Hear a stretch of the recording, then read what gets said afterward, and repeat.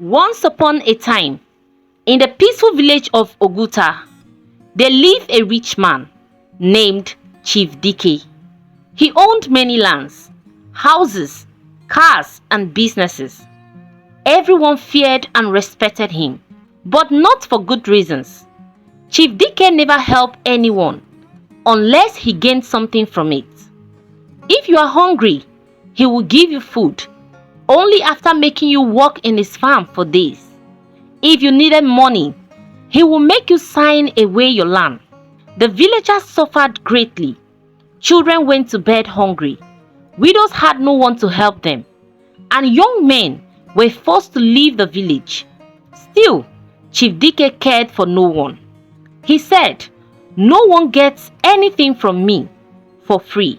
Life is business." One day, a young boy named Uzo came to Chief Dike's house. His mother was sick and needed treatment, but there was no money to buy medications and pay for hospital bill. Uzo begged Chief Dike for help, but he laughed and said, "Go and clear my 3 farms, then you will get money." The boy, who desperately needed money, went to clear all the farmlands. When he returns back to Chief Dike to collect his money, he gave him only half of what he promised. The poor boy took the money and left without any argument. An old widow came asking him for help to fix her leaking roof. Chief Dike told her to wash all his clothes for 1 week. After doing all the work, he threw her a few old bed sheets and said, "That is enough. Take it and be thankful." The old woman pleaded with tears, but he threw her out. Chief Dike was also known for tricking people into bad deals. He gave loans and collected double. He made people sign papers they did not understand. Many lost their homes and lands.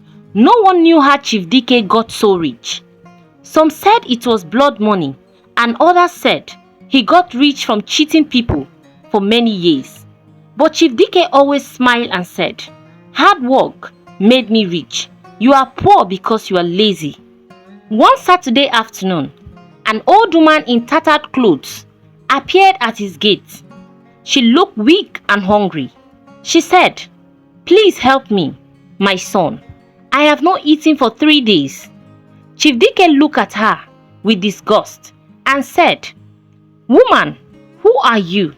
You smell like dead rat." The old woman ignored his insult and asked for only a cup of garri.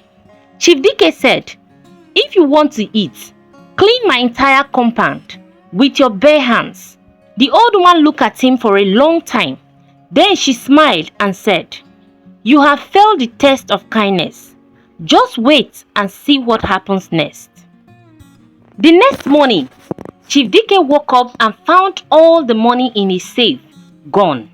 His gold watch turned to dust. His car refused to start. He shouted, thinking it was a thief. But nothing was stolen. Everything just vanished. His beautiful house turned to an old building. His workers left without notice. He tried to call his friends, but no one answered.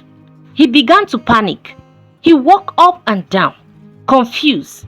His wife and kids kept asking him what was happening, but he couldn't say a word. He rushed to the bank. His millions were gone. "This must be a mistake," he shouted. The bank manager showed him his account balance. It was now 0. "This cannot be," he cried. Few days later, the villagers heard the news. Some rejoiced, others were afraid. Could this be the hand of God? Or was Chief Dike really into money rituals? Things went from bad to worse. Chief Dike walked through the market, begging for help, but no one answered him. They turned their backs. Chief Dike returned to his house, now cold and empty. He called for his servants. None came. His wife left with their 2 children. He had no food to eat. He tried to boil water, but even the gas was gone. He began to cry. Just then, the old woman appeared again. She looked stronger now. "Do you remember me?" she asked. Chief Dike nodded. with tears in his eyes. "Please forgive me," he begged. The old woman said, "You had everything, yet you gave nothing. You made others suffer to feed your pride. Now you will learn how it feels to beg." Chief Dike bowed his head. The woman did not restore his riches. Instead, she told him to walk. Chief Dike now swept streets, fetched water, and carried firewood.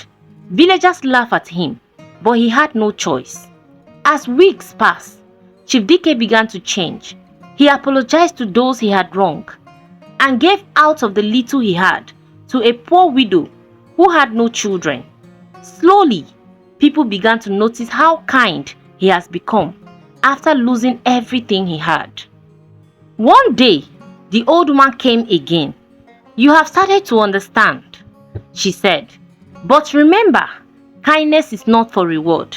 It is the heart that matters." Chief Dike did not become very rich and wealthy again, but he was okay. He had enough to take good care of himself and his family, and most importantly, he found peace.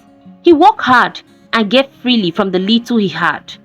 The villagers welcomed him back with respect, not out of fear, but love. Chief Dike became known as Papa Madu, meaning the people's father. He never forgot the old woman or the lesson she taught him.